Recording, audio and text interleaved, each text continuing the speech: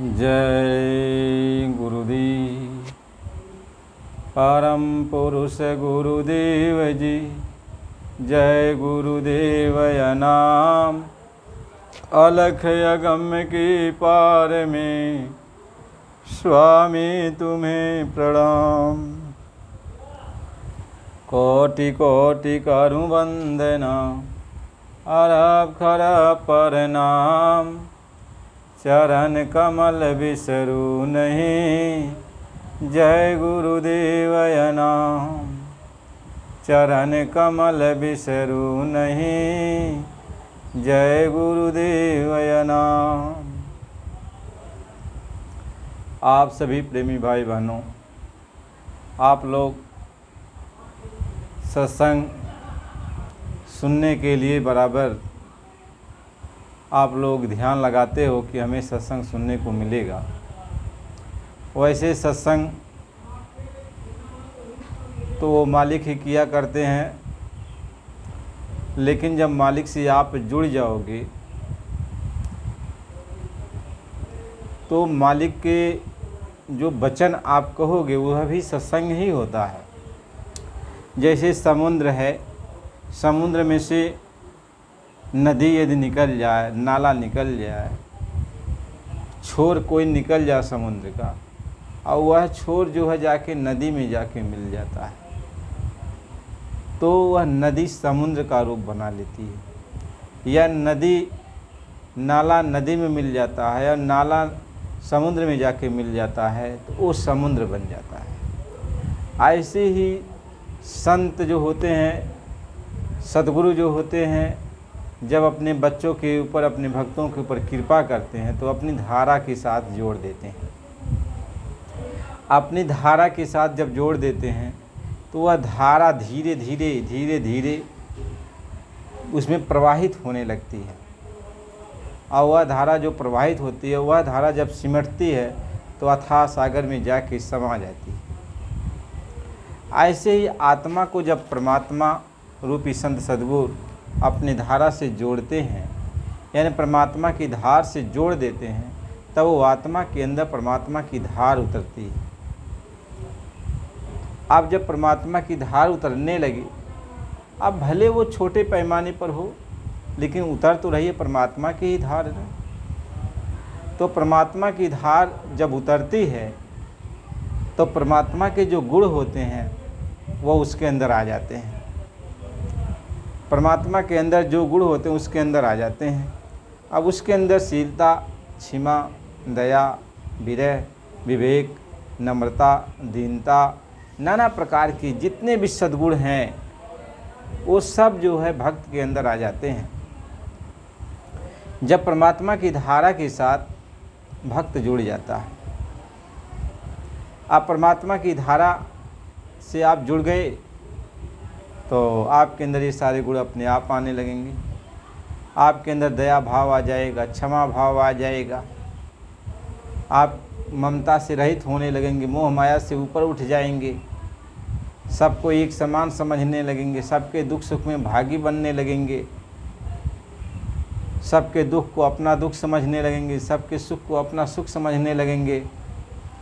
तो दुख और सुख सब में वो भक्त जो है अपने अगल बगल जो भी उसके आमने सामने रहते हैं, अगल बगल में सबके दुख सुख में हाथ बटाता है, सबको अपना समझता है।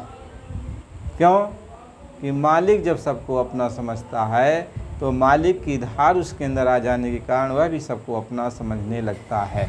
ये कोई बनावटी चीज़ नहीं होती कि हम समझेंगे समझाने से, नहीं, वो मालिक का गुण ही है। जैसे आपको यदि मीठा खिलाया जा रहा है तो आप अपनी मर्ज़ी से सोच कर नहीं कहोगे अब बड़ा मीठ लगेगा, बड़ा मीठ लगेगा, बड़ा मीठ लगेगा, नहीं, केवल उसको आप अपने मुख के अंदर डाल रहे हो मीठा को, तो मीठा खुद मीठा है, तब आपको मालूम होता है कि ये मीठा है। यदि मीठा का सिर्फ रूप बनाया जाए और उसमें नमक डाला जाए तो आप ये सोचोगे कि नहीं मीठा खाने जा रहा हूँ, मीठा खाने जा रहा हूँ, बड़ा मीठा होगा। तो मीठा कैसे होगा? जब आप उसके अपने मुख के अंदर डालोगे तो उसका जो गुण है नमक का, तो नमक मालूम हो जाएगा। तो कहोगे भैया हमने जाना था ये मीठा, लेकिन ये तो नमक है। तो महात्मा ये समझाते हैं, ये सोचने और विचारने की बात नहीं है, ये वास्तव में असलियत है कि भगवान जिसके अंदर आ जाता है, भगवान के गुण वैसे ही अपने आप प्राप्त हो जाते हैं। यह भगवान के गुण अपने आप प्राप्त हो जाते हैं। जैसे संतों से कोई जुड़ जाता है, महात्माओं से कोई जुड़ जाता है, तो संतों का जो गुण है वो अपने आप उसके अंदर आ जाते हैं। और संत यदि परमात्मा से जुड़े हैं तो परमात्मा का गुण संतों के अंदर आ गया। आप संत से जुड़ गए तो संतों का गुण जो आपके अंदर आ गया। यानी परमात्मा का गुण संतों के अंदर है और संतों का गुण अपने भक्तों के अंदर, उन भक्तों के अंदर आ गया। यानी छोटे से लेके बड़े स्तर तक सब में उसी परमात्मा का गुण आ गया, उसी परमात्मा का गुण आ गया। अब चाहे छोटा भक्त हो, बड़ा भक्त हो, सीढ़ी दर सीढ़ी कुछ भी हो, लेकिन उसके अंदर परमात्मा के गुण आ ही जाते हैं। महात्मा ये समझाते हैं, संगत का मतलब ये होता है कि संगत से सुख होता है और संगति से दुख जाए। और कहें कबीर संगति की और संगति माही समाए। कहें संगत आप कर लिया तो आपको सुख मिलेगा, संगत आपने कर लिया तो आपके पास जो दुख आ रहा है वह दुख चला जाएगा। संगत आपने अच्छा कर लिया तो आप मालिक से मिल जाओगे, और संगत कहीं ख़राब कर लिया तो दुख आने लगेगा, सुख दुख में बदलने लगेगा, बुराइयां पनपने लगेंगी। महात्मा इसलिए समझाते हैं कि संगति की जय साधकी और जिनका पूरा मन अवन तोले ही देत हो और नाम सरीखु धन। संगत करो तो साधु महात्मा की करो, यदि वो खुश हो गए, उनकी संगत में रहते रहते यदि वो खुश हो गए तो मालिक का धन दे देंगे आपको। अनतोला यानी वो तौल कर नहीं देंगे, मोल भाव करके नहीं देंगे, वो देते जाएंगे। और शिष्य जो है महात्मा देते जाते हैं, महात्मा देते जाते हैं और शिष्य अपने अंदर उसको ग्रहण करता जाता है। शिष्य ग्रहण करते करते नहीं थकता, महात्मा देते देते नहीं थकते, वो देता रहता है और ग्रहण करता रहता है, उसको अपने अंदर हजम करता रहता है, हजम करता रहता है। महात्मा इस बात को समझाते हैं, इसलिए कहा कि संगत बुरी असाध की आठों पहर उपाध। यदि जो साध महात्मा नहीं है, असाध पुरुष है, साधु महात्मा नहीं है, तो उसके पास मान लीजिए भेष ही बना लो। नहीं भेष बनाया तो जान जाओगे भाई, यदि भेष ही बना के साधु बन के वो बैठा है तो उसके पास आप जाओगे तो दुनिया भर का बवाल, उपाधि, व्याधि तुमको घेर लेगा। उसके पास जाओगे तो दुनिया भर का ये उपाधि व्याधि घेर लेगा। अब तुम सोचोगे मैं साधु महात्मा के पास गया, दुनिया का बवाल तुम्हारे ऊपर न दे गया। क्या संगत बुरी असाध की आठों पहर बवाल ही बवाल है। चिंता से जीव ग्रसित हो जाता है, चारों तरफ नाना प्रकार की भावनाएं उमड़ती रहती हैं। जब चिंता चढ़ जाती है, भावनाएं चारों तरफ से आने लगती है, तो फिर उसका जो भी उसका मन स्थिर था वह भी चला गया, जो भक्ति के लाइन में वो चल रहा था वह भी चला गया। इसलिए संगत का बड़ा असर पड़ता है, संगत सोहबत का बहुत असर पड़ता है। इसलिए संगत सोहबत यदि आप सही करने लगोगे तो कुछ तुम करोगे और कुछ संगत के प्रभाव से और कुछ मालिक की दया से तुम्हारा काम जल्दी हो जाएगा, तुम्हारा काम आसान हो जाएगा। इसलिए संगत बहुत बड़ी चीज़ है। इसलिए महात्मा कहा ने तुम्हें संगत, महात्मा के पास तुम जा रहे तो उनकी संगत करो, उनके पास उठो बैठो, उनसे बातचीत करो, वो जो कहें उसको सुनो। तो जब सुनते रहोगे, वो समझाते बुझाते रहेंगे, तो एक तो अच्छी बात वो समझाएंगे, दूसरे उनके अंदर का जो गुण है वह तुम्हारे अंदर आने लगता है। जितना समय उनके करीब में रहोगे उतना ही समय, उतना समय तक उनके अंदर की अच्छाई तुम्हारे अंदर आने लगती है, उनके अंदर के गुण तुम्हारे अंदर आने लगते हैं, उनके अंदर की जो ताकत तुम्हारे अंदर जाने लगती है। जैसे जितना समय पेड़ की छाँव के नीचे आप रहोगे, पेड़ जो है अपनी छाया तुमको देता रहेगा। जितना समय तुम रहे, तुमको छाया मिलती रही, तुमको सुख शांति मिलती रही, तुमको ऑक्सीजन मिलता रहा। वैसे ही महात्मा के पास जितना समय तुम रहोगे तो महात्मा अपना ऑक्सीजन, अपना अच्छा गुण, अपनी छाया तुमको देते रहेंगे। अब ऐसे यदि ज़्यादा बार बार करते रहोगे तो तुम्हारे अंदर जो कुछ भी गर्मी है, ज़्यादा समय रुक गए, जो कुछ भी गर्मी है तो सब खत्म हो जाएगी। जैसे तुम्हारा शरीर गर्म हो गया है, एकदम जो है धूप में तुम दौड़ रहे थे, कहीं छाँव नहीं मिल रहा था, गर्मी से व्याकुल थे, अब छाँव मिल गया, पेड़ की छाँव मिल गया तो उसके नीचे तुम बैठ गए, थोड़ा बैठ गए, आराम मिला, फिर बैठे रहे, आराम मिला, फिर लेट गए, सो गए, उस तो सारी थकान भी ख़त्म हो गई, ऑक्सीजन भी मिल गया और तुम्हारा दर्द परेशानी, तुम्हारा सारा तपन खत्म हो गया। ऐसे ही महात्माओं की संगत करने से, महात्माओं के साथ में रहने से, उनकी छाया पड़ने से तुम्हारे अंदर की दुखों, तकलीफ, परेशानियाँ जो है, यो व्याधियाँ, नाना प्रकार की चिंताएं, संकल्प, विकल्प खत्म होने लगते हैं।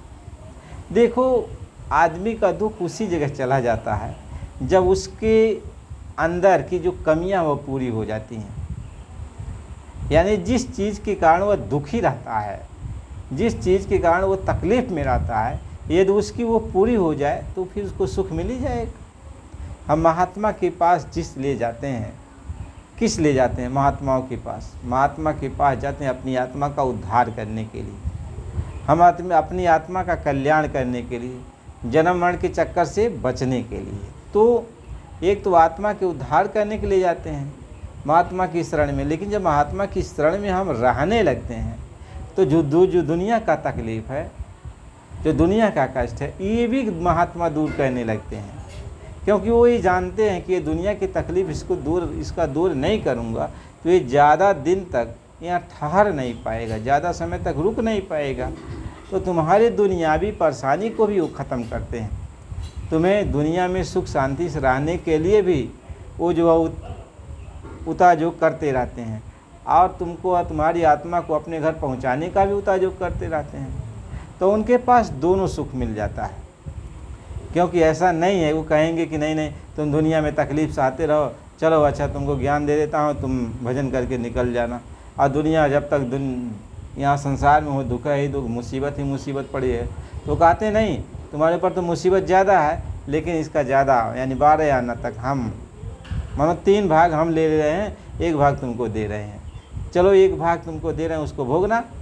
लेकिन उसमें भी जब चिल्लाने लगता है तो महात्मा कहते हैं अच्छा चल, उसमें भी मैं थोड़ा सहयोग करता हूँ। यानी तुम्हारे अंदर ताकत बन कर के, बर्दाश्त करने की शक्ति तुम्हारे अंदर दे करके, हर तरह से कष्ट को सहने की शक्ति तुम्हारे अंदर दे करके उस सहा देते हैं। और 3 भाग तो लेकर अपने ऊपर झेलते हैं। तो महात्मा बहुत बड़े हितैषी होते हैं।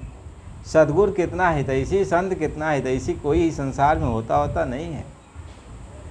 सद्गुरु जो है, सद्गुरु का नाम ही सद्गुरु, वह सत है, मालिक है, गुरु है, यानी सबसे बड़ा वो है, रास्ता देने वाला, रोशनी देने वाला, प्रकाश देने वाला वही तो है। वही सबके दुख दर्द को अपना दुख दर्द समझने वाला है। लोग उसको बुरा भला भले कहते हैं, लेकिन वो सबका अच्छा ही सोचता है। सभी का सदा जो भला चाहते हैं, अमंगल उन पर किसी का ना चलेंगे, जलाने चलेंगे जगत जो मिलकर, वो आप ही आप सब जल मरेंगे। कहते जो सबको भला चाहता है, यानी सारी आत्माओं को सबका खैर मनाता है, सबका भला चाहता है, सबको चाहता है कि सब दुख तकलीफ से मुक्त हो जाए, तो उनका लोग अनभल भी सोचते हैं। तो अनभल कैसे होगा? जो सबका भला सोचेगा तो उसका कोई अनभल कैसे कर पाएगा? क्या सभी लोग मिलकर उसका अनभल करते हैं तो भी नहीं कर पाते हैं, क्योंकि वह सबका भला चाहता है। इसलिए भला का भला ही होता है और बुरा का बुरा ही होता है। तुम बुराई करोगे, दूसरे का बुरा करोगे, तुम्हारे सामने बुरा आ जाएगा। तुम दूसरे का भला करोगे तो तुम्हारा भला होता जाएगा। महात्मा तो ये समझाते हैं। इसलिए हमेशा सबका भला सोचना चाहिए, बुरा तो सोचना ही नहीं चाहिए, क्योंकि जो तुम करेगा वही तेरे सामने उतरेगा। क्या जैसन करवा मोरे भैया तुहरे आगे उतरी, तो जैसन तू करवा हुआ तुहरे सामने उतरी, तुहरे आगे उतरी। तो काहे जब ई जाना था हम बुरा करब तो हमारे सामने बुराई आई, हम एक तमाचा मारत तो हमहू केहू मारी। तो जैसन बाबू उनके बेइज्जत भैल तो हमहू बेइज्जत हो। तो ये काम काहे करा, अच्छा काम करा भाई। यहाँ तो कर्म करे के बा ने, तो कर्म करे के बा। महात्मा ये कहने कर्म बिना तो केहू यहाँ रह नहीं पाई, कहें से कर्म प्रधान देश है, कर्म बिना कर्म कैले केहू रह नहीं पावत। यह नाते महात्मा कहने की बुराया छोड़ दे और अच्छाई वाला काम करा।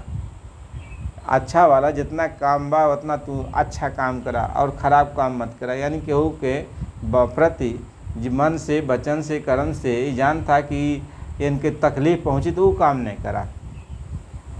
बुरा वाला काम, वो तकलीफ़, दूसरे की तकलीफ़ देवे वाला काम नहीं करा और दूसरे के सुख देवे वाला तू काम करा। बस कहाँ से कर्म करे बा, बिना कर्म के लिए यहाँ रहू नहीं पाएगा। यहाँ बिना कर्म के कोई रुक भी नहीं पाएगा, क्योंकि यह कर्म प्रधान है। यानी यहाँ पहला प्रधानी हमें यह बा, कहना है प्रधानी वोट पड़त बा मानो अगुआ, तो अगुआ यहाँ कर्म है। जब तक कर्म नहीं करबा तब तक कोनो काम होए वाला नहीं बा, कोनो काम होए वाला नहीं बा। यानी कर्म जरूर करे बा तुमके। तो जैसे सूर्य उगने वो सुत के उठला और सांझ डूबने तुमके कर्म पूरा दिन भर करेगा। रात भर वह सोचे बा और दिन में तुझे कर्म करेगा। यानी तू अच्छा काम करा। तो अच्छा काम तो बहुत है, वेद पुराण शास्त्र पुराण ग्रंथ उपनिषद गीता बाइबिल नाना प्रकार के ग्रंथ भाई की पढ़ाई हो अच्छा काम है। संत महात्माओं की पुस्तक पढ़ाई हो अच्छा काम है। जब तब पूजा पाठ करा ये अच्छा काम है। ये सब काम करा, अच्छा काम तो सब है। अच्छा काम करवा तो एक फल मिलते बा, यानी खराब फल ना मिली, अच्छा काम का अच्छा फल मिलाला। लेकिन महात्मा कहीं अच्छा काम करत करत केहू महात्मा के खोज कर लेता, महापुरुष केहू मिल जात तो उनसे कह देता यह का दुख तकलीफ में बार बार हम पड़त है, हमके तनी निकाल दिया जाता यह दुख तकलीफ से, इस जन्म मरण के बंधन से निकाल दिया जात।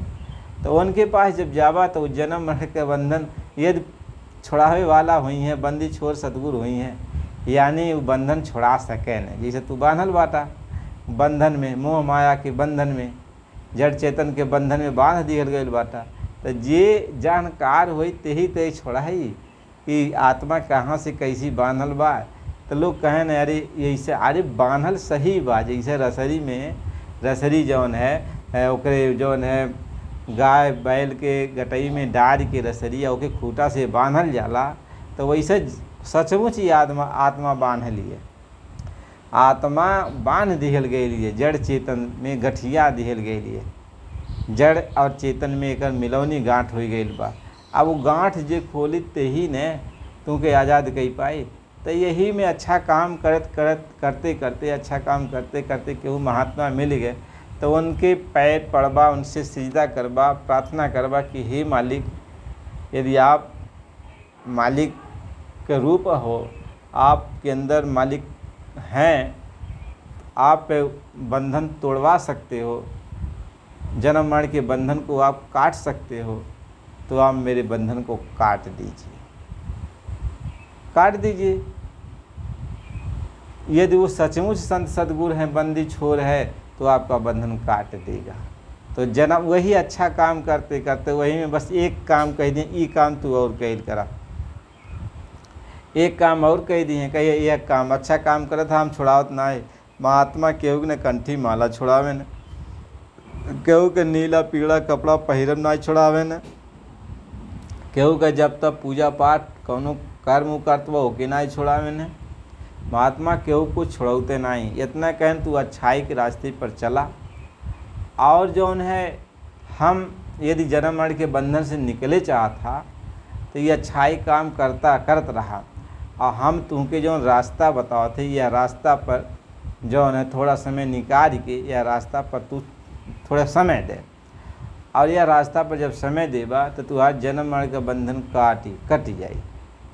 कट जाई। बड़े प्यार से समझावे ने महात्मा, इनाई एक डांट फटकार के समझाइए, कहीं नाई करवा तो नहीं, बहुत प्यार से तुम्हारे पास रह करके और उस चीज़ को करवा देते हैं। ऐसा नहीं कि तुमको कह दिए कि तुम करो अपने भाग गए, कहें नहीं हम तुम्हारे साथ रहेंगे, कहें अंग संग, कहें शब्द स्वरूपी संग हूँ कभी न रहता दूर, और धीरज रखिए चित्त में दिखेगा समय, तुम्हारे साथ रहूँगा, हमेशा रहता हूँ। तो जैसा तुमको ज़रूरत पड़ती है तो उसी हिसाब से मैं काम कर देता हूँ। ज़रूरत पड़ गई तो उस हिसाब से मैं काम कर दिया। या तो स्वयं प्रकट हो जाता हूँ तुम्हारे सामने आकर कि ऐसे न ऐसे करो, या तो किसी के रूप में आ जाता हूँ, जैसा मैं उचित समझता हूँ उसी के रूप में आ जाता हूँ, और जिसको तुम मानते हो, जिसकी बात को तुम मान सकते हो, और उसी का रूप बना के मैं चला आता हूँ तुम्हारे पास बैठता हूँ, तुम्हारी वाली बात करता हूँ। इसके बाद जो है बस उस तुम्हारी संभाल कर देता हूँ, धीरे से तुम्हारी संभाल कर दिया। और जब तुम्हारी संभाल कर दिया, तुम्हारा काम बन गया, जो काम तुम्हारा रुका हुआ था वह काम हो गया। तो महात्मा यही समझाते हैं, मैं तेरे साथ में रहता हूँ, मैं देवी देवताओं की तुम्हारी न भक्ति छोड़ाऊँगा, न तीर्थ व्रत छोड़ाता हूँ, न गंगा जमुना स्नान छोड़ाता हूँ, न जो भी पूजा पाठ तुम करते हो मैं कुछ नहीं छोड़ाता हूँ। या कंठी माला तुम पहने हो तो वह भी नहीं उतरवाता हूँ, नीला पीला कपड़ा सफ़ेद गेरुआ पहने हो उसको भी नहीं उतरवाता। इससे कोई मतलब नहीं होता है। तुम जो भी तुम्हारी इच्छा है एक करते रहो, अच्छा काम, बुरा नहीं, अच्छा काम तुम करते रहो, हम रोकते टोकते नहीं हैं। हाँ, हमारी शरण में आया है, यदि तू अपनी आत्मा का कल्याण करना चाहता तो इसी में दो काम मैं कहता हूँ करने के लिए, इसको तुम कर ले। पहला तो शाकाहारी सदाचारी रह, ये तो काम तू कर लेना, कभी मत करना खराब खान पान मत करना, ये तो जो तू अपने अंदर अपना ही ले। दूसरी बात ये मैं बताता हूँ कि पहला तू मुझसे प्रेम कर। प्रेम का मतलब होता है मेरी बात को मान। प्रेम का मतलब यह होता है मेरी बात को मान। तू मुझसे प्रेम करेगा तभी तो मेरी बात को मानेगा, प्रेम नहीं करेगा तो क्या मेरी बात को मानेगा। तो जिससे जो प्रेम करता है उसकी बात को मानता है। सच्चाई तो यही है, सही बात तो यह है। तो ये सदगुरु से तू प्रेम करता है, महात्मा से तुम प्रेम करता है तो उनकी बात को मानेगा, क्योंकि महात्मा कहेंगे न, जब प्रेम करेगा महात्मा से प्रेम करता है तो महात्मा तुमसे पूछेंगे कि बताओ मैंने जो काम कहा करने के लिए किया तो तुम प्रेम कर रहे हो महात्मा से, तो तुम्हें डर रहेगा कि यदि मैं जो है यदि बात नहीं मानूंगा तो क्या जवाब दूंगा। तो प्रेम किया तो बात भी माना। तो वही कहते हैं पहला तुम गुरु से प्रेम करो, फिर क्या करो, जब प्रेम हो जाए, डर पैदा हो जाए कि नहीं, डर का मतलब ये नहीं होता कि दूसरे वो वाला डर, ये प्रेम का एक डर होता है। जैसे प्रेम का डर होता है कि उन्होंने यदि उनकी बात नहीं मानेंगे तो वो नाराज़ हो जाएंगे। तो हमारा प्रेम कम होने लगेगा। तो प्रेम को आगे बढ़ाने के लिए, यानी भक्ति को आगे बढ़ाने के लिए उस बात को माना जाता है, तब उनकी बात को माना जाता है। अब उनकी बात को मान रहे हैं हम, अब जो कह रहे हैं उस बात को, उस काम को कर रहे हैं। तो दूसरी बात वो कहते हैं तुम मेरी बात को मान, जैसा कह रहा हूँ वैसा करते चलो। फिर मैं क्या करता हूँ, तेरी सूरत को शब्द से जोड़ दूंगा। यानी अब तुम्हारी सूरत, तुम्हारी आत्मा को परमात्मा से ही जोड़ दूंगा। ज़्यादा और कुछ बात ही छोड़ दो, भगवान से जोड़ दूंगा। भगवान के तार से तुम्हारे तार से आत्मा और परमात्मा की जो तार है उसको मैं जोड़ दूंगा। तो आत्मा परमात्मा का जब तार जुड़ गया तो परमात्मा की जो ताकत है आत्मा के अंदर चली गई। अब आत्मा भी परमात्मा का रूप बन गई। कि आत्म जाई परमात्म परखे। अब आत्मा तो चली गई, वो आत्मा का रूप ही खत्म हो गया, क्योंकि आत्मा के अंदर जो ताकत थी अब परमात्मा की ताकत आ गई उसके अंदर। तो आत्मा परमात्मा की ताकत में बदल गई, आत्मा परमात्मा का रूप हो गई। तो अब ताकत जब हो जाती है तभी तो आदमी चलने के लायक हो जाता है। तो अपने सदृश वो महात्मा बना लेते हैं। तो महात्मा जैसे अपने घर चले जाते हैं, ताकत हो गई है, तो ऐसे महात्मा इस आत्मा को, इस भक्त के अंदर वो ताकत पैदा कर देते हैं परमात्मा की। तब वो अपने घर चलने के काबिल हो जाती है। तब वो कहती है कि हम आपके साथ अब चलें, अकेले नहीं जाएंगे, हम आपके साथ चलेंगे। हे मालिक, मैं आपके साथ चलूँगा, आप मुझे ले चलिए। बातचीत करते हुए आंतरिक सत्संग का मतलब ये होता है अब सूरत स्वामी संवाद, यानी आत्मा अपने मालिक से प्रश्न करती है, पूछती है कि मालिक हमको अभी हर मंडल में वो देखती है ना। जैसे यहाँ से वो चली तो स्वर्ग वैकुंठ आदि लोगों को देखा तो वहाँ की बातें पूछने लगी, कि हमको बताइए कैसे कैसे यहाँ क्या हुआ, कैसे कैसे रचना हुई। फिर आगे ईश्वर लोक में जाती है तो वहाँ बैठक बनकर वहाँ सब बातें प्रश्न पूछती है गुरु से। फिर ऊपर चढ़ती है त्रिकुटी मकाम में तो वहाँ भी पूछती है। ऐसी सब जगह यही है आंतरिक सत्संग। आत्मा जो है अपने गुरु से अब देखा देखी की बात, आत्मा भी देख रही है और मालिक भी देख रहा है। तो आत्मा मालिक से पूछती है कि रचना कैसे हुई, रचना में आप कैसे किए, इसका भेद हमको बताइए। तो वो भी देख रहे हैं और वो आत्मा भी देख रही है, ऐसा नहीं है कोई अधूरा है उसमें, आप दोनों देख रहे हैं। आप देख रहे हैं तो एक जवाब दे रहे हैं, किसके लिए? कि यहाँ जो आत्माएं हैं जो अभी कुछ नहीं जान पा रहे हैं, उनके लिए यह प्रश्न उत्तर हो रहा है। उनके लिए सूरत स्वामी संवाद यानी आत्मा परमात्मा से पूछती है, हम सारी आत्माओं के लिए रास्ते में कैसे कैसी रुकावट पड़ रही है, कैसे कैसे काल भगवान ने फंदा डाला है, कैसे कैसे माया घेर घार करके रखी है, ये सब हम पूछते हैं, गुरु से पूछते हैं अंदर में, और गुरु उसका जवाब देते रहते हैं। इसलिए कहा सुनी कि है नहीं, देखा देखी की बात। यानी दोनों देख रहे हैं, और दोनों देख रहे हैं तो पूछ रहे हैं तो कह रहे हैं, उसी को समझा रहे हैं इशारा करके कि ये चीज़ ऐसा क्यों बना, ये चीज़ ऐसा क्यों बना। सबका इशारा होता है, तो सबका इशारा होता है, ऐसा ऐसा क्यों हो रहा है। तो सारी बातें महात्मा समझाते हैं और आत्मा सब बातें पूछते हैं। तो धीरे धीरे यही तो है प्रेम प्यार, बाहर से भी प्रेम और अंदर से भी प्रेम, दोनों में प्रेम उत्पन्न हो गया। कह प्रेम पावरी पहिर के धीरज काजर दे और सील सिंदूर भराई के यों पिए का सुख ली। तो प्रेम का खड़ाऊ हो गया है अब, यानी अब उसके पाँव में प्रेम ही है, पाँव से लेकर सिर तक सब प्रेम है। प्रेम को पहन ली और उसके बाद धीरज यानी सब कुछ धैर्य धारण करके देखती हुई आप आगे चल रही है। शीलता का मतलब होता है ओछर भाव नहीं हुआ, संकोच है, सब कुछ जानती है समझती है, फिर भी पूरी ताकत उसके अंदर हो गई है, फिर भी अब गुरु शिष्य का नाता बरकरार है। यानी वह अपने मालिक के चरणों पर बार बार गिरती है। यद्यप दोनों मालिक के रूप हैं, लेकिन वह मालिक के चरणों पर बार बार गिरती है, बार बार विनती करती है, बार बार वंदना करती है। उसके अंदर ये शीलता जाता नहीं है, वह शीलता उसके अंदर रहता ही है।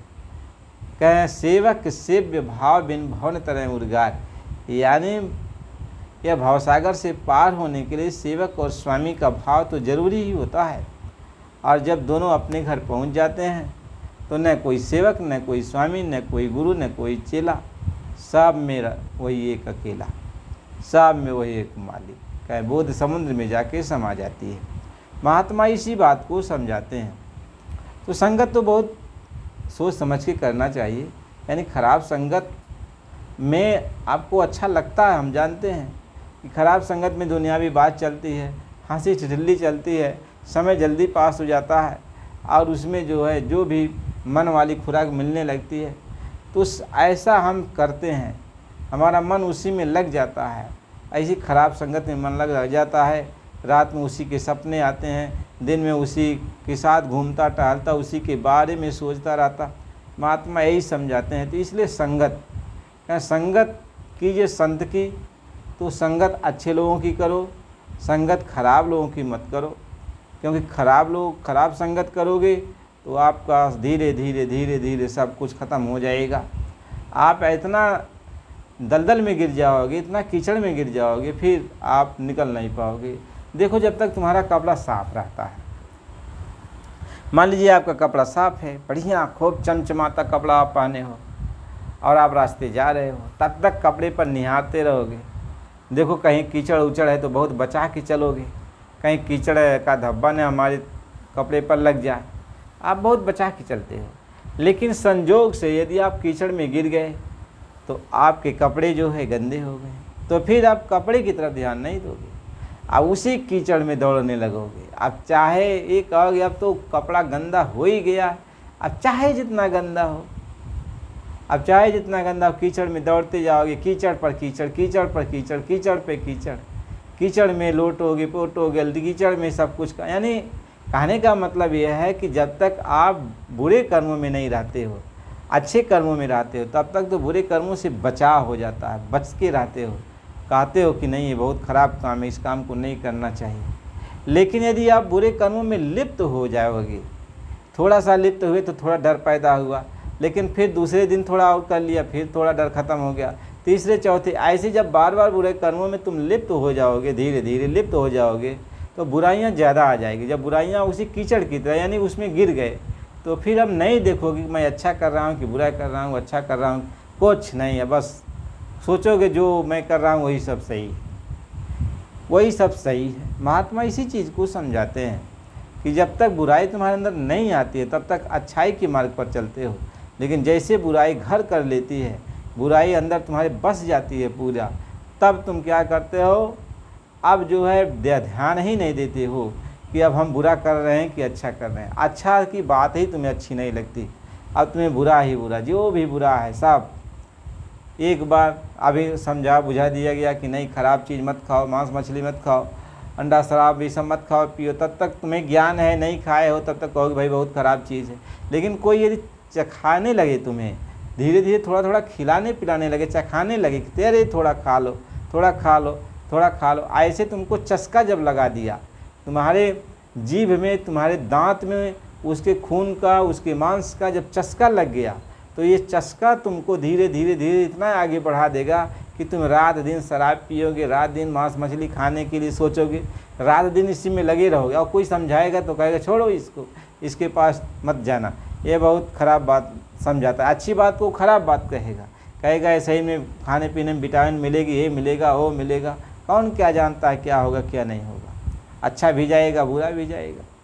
क्या धर्मात्मा नहीं मरता है, वह भी मरता है, वह भी सबकी तरह मरता है, तो हम भी, तो हमारे उसमें फ़र्क क्या है, खा पी करके मौज मस्ती में जो भी मन में आवे करो। इस तरीके से वह मस्त हो जाता है।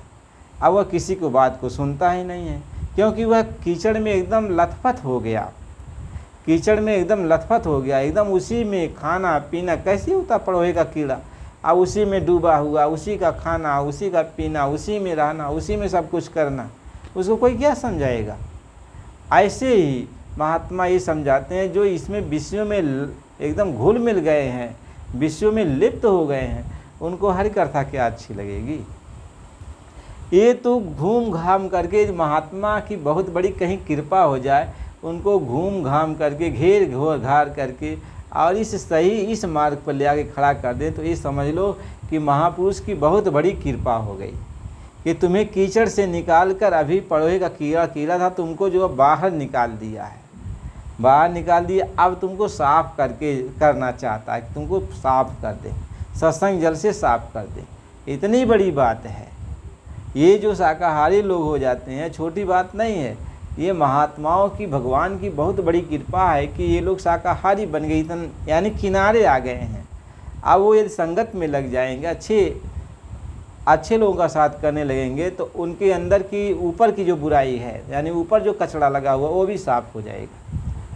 अब अंदर जो खाए पिए थे उसको साफ करने के लिए वो जो है दवा नाम की जड़ी बूटी देते हैं कि इसको खाओ, जो अंदर जो तुम्हारे चला गया है वह अभी उबाल खा जाओगे, वह अभी बाहर निकल जाएगा, वह भी ख़त्म हो जाएगा। महात्मा यही समझाते हैं कि झीने बंधन चित्त की कटे नाम प्रताप, यानी अंदर का जो है, जो गंदगी है, उसके लिए मैं नाम की जड़ी दूंगा, या जड़ी तुम चूसने लगोगे तो अंदर का जो भी मैल है यह भी निकल जाएगा, यह भी निकल। कैसे कोई आदमी डूब जाता है तो उसको हाली हाली निकालते हैं, तो कहते हैं पानी इसके अंदर चला गया, तो इसको रवाओ, तो उसको घुमाते हैं चारों तरफ, ताकि उसके पेट में का पानी सब निकल जाए। तो कहने का मतलब यह है कि जुक्ति होती है, जुक्ति के अनुसार कोई काम होता है। तो महात्माओं की अपनी एक जुक्ति होती है, इससे जो है जीव का भला हो जाता है। इसलिए प्रेमी भाई बहनों, संगत बहुत बड़ी चीज़ है। संगत यदि आप करोगे तभी आपका कल्याण होगा। देखो वाद विवाद में अपना समय बर्बाद मत करो, इनके उनके बारे में सोच विचार का समय बर्बाद न करो। समय कब करवट लेगा इसका कोई अंदाज़ा है, कब समय आ जाए, कब काल शिकारी आ जाए। गुरु महाराज जी कहें कि बच्चा, एक बाजार लगी हुई थी, तो एक चूड़ी वाला चूड़ी लेके जा रहा था और एक जो है सब्जी वाला सब्जी, तो दोनों पैदल जा रहे थे। तब तक एक ऊँट वाला आ गया, तो ऊँट वाले से कहा भाई देखो हमारा चूड़ी लाद लो। चूड़ी वाला कहा, तो उसने कहा ठीक है, एक तरफ चूड़ी वाला लाद गया, दूसरा जो सब्जी वाला था वो कहा मेरा सब्जी जो है लाद लो, तो सब्जी भी लदा लिया और दोनों उस पर गए बैठ। अब क्या हुआ, ये जो है ऊँट जब चलने लगा तो जिधर सब्जी था उधर ही अपना मुँह करता था और सब्जी जो है खींच लेता था और खाता था। अब सब्जी वाला तो रो रहा था, मेरा सारा सब्जी ये खा जा रहा है, मैं क्या बेचूंगा। और जो है धीरे धीरे सब्जी यानी बाज़ार तक पहुंचते पहुंचते सब्जी जो है वह पूरा खा गया ऊँट। और ये तो जार बेजार रो ही रहा था। और ये जो है चूड़ी वाला हंस रहा था कि मेरी सभी चूड़ियाँ बच गई, इसका सारा सब्जी ख़त्म हो गया। वो तो हंस रहा था। तो ऊँट वाले ने कहा, अरे भाई क्यों इसको देख के हंस रहे हो, ये है ऊँट, किधर बैठ जाए, किस करवट बैठ जाए या कोई नहीं जानता है। अब इसके बाद ऊँट को जब बैठेगा तभी तो आप सामान अपना उतारोगे। और उसके बाद ऊँट जैसे बैठा तो उसी तरफ करवट ले लिया जिधर चूड़ियाँ थी, और जैसे चूड़ियों की तरफ करवट ले लिया सारी चूड़ियाँ फूट गई। अब वो अभी जार बेजार कुल रो रहा है। तो किसी को देखो मत, देखो समय सबका आ रहा है और समय से लोग जा रहे हैं। कब किसका समय आ जाए, तो समय आने के पहले जल्दी जल्दी जो है अपना बोरिया बिस्तर समेटो, अपना दुनियावी ज़्यादा भाव जो भी दुनियावी फैलाव है इसको कम करो, और मालिक के भजन भाव के मार्ग पर अपना चल पड़ो, अपनी आत्मा का कल्याण कर लो। यही सबसे बड़ी बात है। महात्मा इसी बात को समझाते हैं। इसलिए प्रेमी भाई बहनों, मालिक की दया कृपा से जो कुछ भी आपको सुनने को मिला उस पर आप अमल कीजिए। और सत्संग फिर अगली वीडियो में आपको मिलेगा। ये है कि आप चैनल को लाइक और सब्सक्राइब कीजिए, कमेंट कीजिए। अपना समझते हो तो ये सब काम तो करना ही चाहिए। जय गुरुदेव, जय गुरुदेव।